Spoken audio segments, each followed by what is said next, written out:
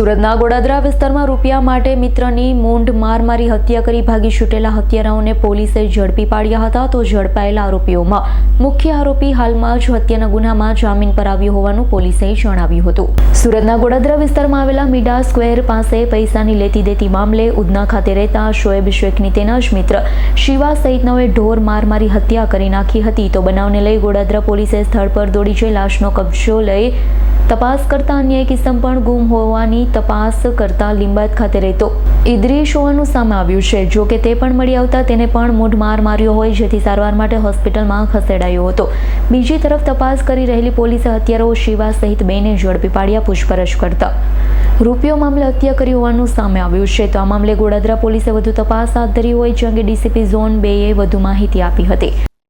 Godadara police station વિસ્તારમાં canal પાસે એક એસએમસી નો ખુલ્લો પ્લોટ છે. ત્યાં તારીખ 2 ડિસેમ્બરના રોજ સાંજે 6-7 વાગ્યાની આસપાસ પોલીસને માહિતી મળી હતી કે ત્યાં એક અનનોન ડેડ બોડી પડેલી છે, જેના પર મૂઢ માર મારેલો છે.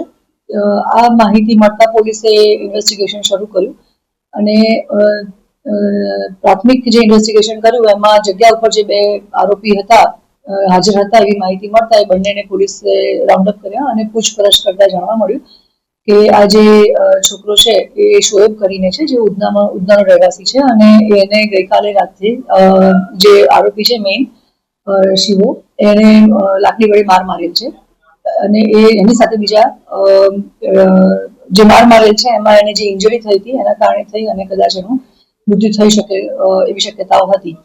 તે અરસામાં લીંબાયતમાં પણ મિસિંગ માટેની એક લેડી આવ્યા હતા કે જે પોતે એના ભાઈ મિસિંગ છે એની મિસિંગની ફરિયાદ આપવા માટે આવતા ઉધના પોલીસ સ્ટેશન વિસ્તારમાં રહેતા જે શોએબ કરીને છે એના મધરને આ માહિતી મળતા એના મધર પણ અહીંયા ચેક કરવા માટે થઈને પોલીસે બોલાવ્યા કે જે અનનોન ડેડ બોડી મળી છે એ આપ આઈડેન્ટિફાય કરો કે આ આપનું સન છે કે નહીં. તો એના મધરે આવીને આઈડેન્ટિફાય કર્યું જે શોએબની ડેડ બોડી હતી, જે સંદર્ભે ગોડાદરા પોલીસ સ્ટેશનમાં મર્ડરનો ગુનો દાખલ થયેલો છે. અને રાત્રે જે 2 આરોપી રાઉન્ડ અપ કર્યા હતા એની સાથે પૂછપરછ કરતા ખબર પડી કે રાત્રે જે મૂઢ માર મારેલો હતો એના કારણે થઈ અને શોએબનું મૃત્યુ થયેલ છે. Bureau report S9 news Surat. અમારી તમામ માહિતીથી અપડેટ રહેવા માટે જોડાયેલા રહો S9 ન્યૂઝ સાથે.